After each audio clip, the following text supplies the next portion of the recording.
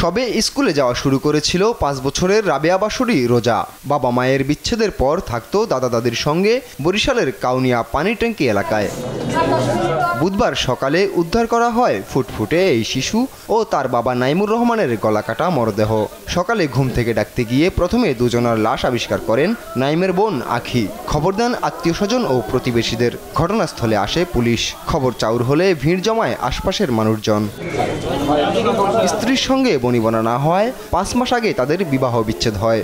এরপর চাকরি হারালে বিষণ্ণতায় ভোগা শুরু করেন নাইম।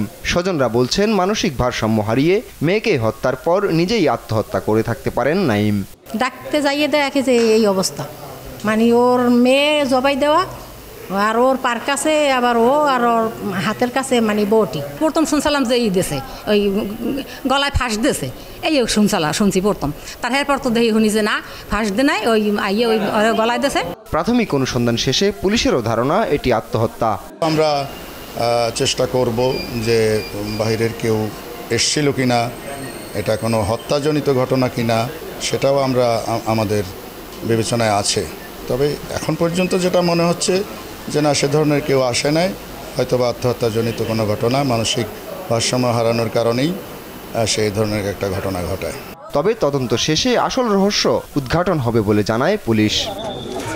নিউজ ডেস্ক, দেশ টিভি।